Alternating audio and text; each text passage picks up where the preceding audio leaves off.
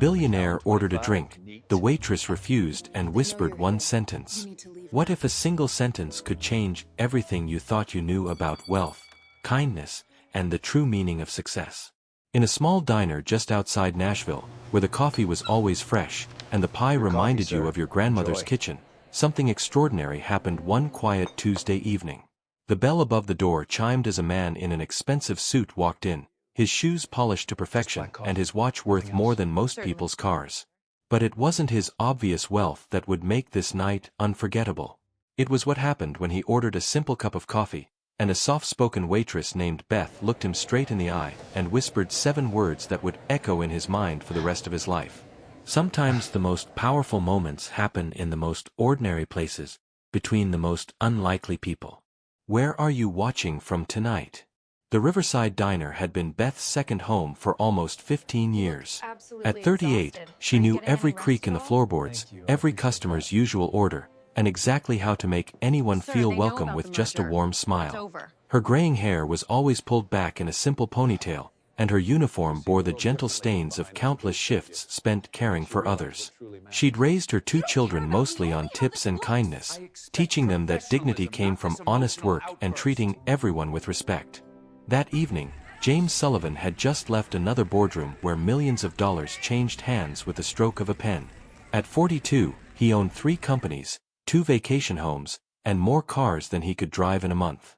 But success had come with a price he was only beginning to understand. His marriage had ended 2 years ago, his teenage daughter barely spoke to him, and most nights he ate expensive meals alone in restaurants where the waiters knew his name but not his story. When James walked into the Riverside Diner, he wasn't looking for anything more than a quiet cup of coffee away from the chaos of his life. The place was nearly empty, just an elderly man reading a newspaper in the corner booth and a young mother trying to convince her toddler to eat his dinner. The warm lighting and simple decorations reminded him of something he'd forgotten. A time when life felt simpler, when relationships mattered more than quarterly reports. Beth noticed him immediately, not because of his expensive clothes or the way he carried himself like someone who owned the world, but because of his eyes. They held the kind of exhaustion that money couldn't cure, the same look she'd seen in her own mirror after her husband's funeral 5 years ago. She'd learned to recognize people who were carrying invisible burdens, and this man was drowning in his. As she approached his table with a menu and her usual welcoming smile, she had no idea that the next few minutes would change both their lives. Sometimes fate works in mysterious ways, bringing together 2 people who need to hear exactly what the other has to say. The stage was set for a conversation that would prove money can't buy the most important things in life. "What can I get for you tonight?" Beth asked, setting down a glass of water and noticing how his expensive watch caught the diner's warm light. James barely looked up from his phone. "Just black coffee. Make sure it's fresh," he said curtly, the same tone he used with his assistant when his schedule was running behind. Beth paused, studying his face more carefully. She'd served thousands of customers over the years, and she could read people like her favorite worn cookbook. This man wasn't being rude out of arrogance. He was being distant because he'd forgotten how to connect. "Coming right up," she said softly, but something in her voice made him finally look up and really see her for the first time. When she returned with his coffee, James was surprised to find her still watching him with genuine concern.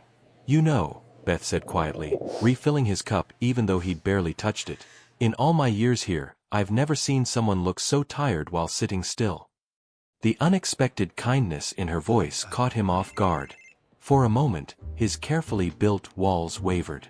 "It's been a long day," he admitted, then immediately regretted showing any vulnerability to a stranger. "They all are, aren't they?" Beth replied, understanding more than he realized. She'd seen that same hollow exhaustion in her own eyes after working 3 jobs to keep her family afloat. "Sometimes I think we forget that we're more than just what we do for a living." James found himself studying her weathered hands as she wiped down the already clean counter.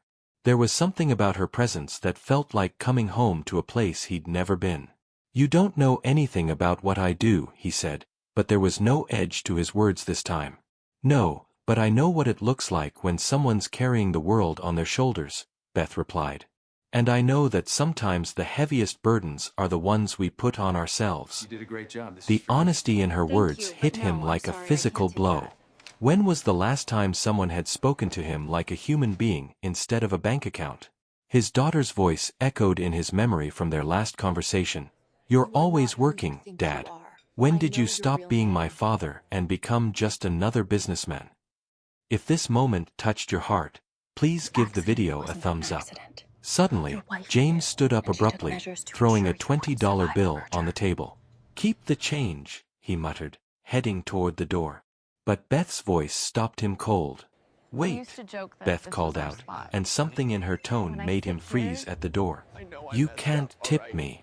James turned around, confusion replacing his urgency to escape. "What do you mean?" Beth walked over to him, her eyes filled with a sadness that seemed to mirror his own. "I can't take your money tonight," she said quietly. "Not when I can see you're trying to buy your way out of feeling something real." The words hit him like a slap. "You don't know anything about me," he said, but his voice cracked slightly. "I know you're someone's son," Beth said gently. "I know you're someone's father. And I know that somewhere along the way, you started believing that your worth was measured in dollars instead of the love you give and receive." James felt something break inside his chest. His daughter's words from their last fight came flooding back. "You think you can fix everything with money, Dad, but you can't buy back the time you missed. You can't buy back being there for me when I needed you." "My daughter won't even talk to me anymore," he whispered, the admission torn from somewhere deep inside. "I missed her graduation because of a merger. I missed her birthday for a board meeting. I missed everything." Beth's eyes softened with understanding. "What's her name?" "Katie. She's 17. His voice was barely audible. "She used to wait up for me when she was little, no matter how late I came home. She'd have drawings she made at school, stories about her day. Now she looks at me like I'm a stranger." "It's not too late," Beth said firmly. "It's never too late to show someone you love them. But it starts with showing up, not writing a check." James looked at this woman who had somehow seen straight through to his soul. "Why do you care what happens to me? You don't even know my name." Beth smiled, the kind of smile that comes from hard-won wisdom. "Because 15 years ago, my husband died suddenly of a heart attack. He was working overtime to provide for us, always saying he'd spend more time with the kids when things slowed down. But things never slowed down, and then he was gone.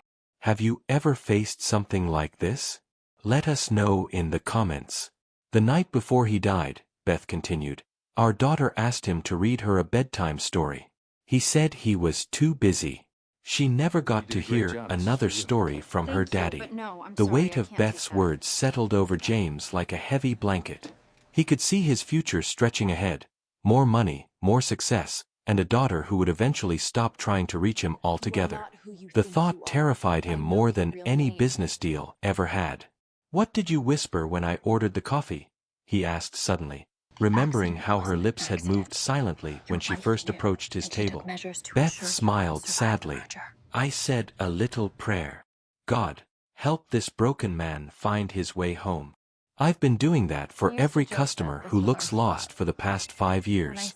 You'd be surprised how many people are just looking for someone to see them as more than what they do for a living."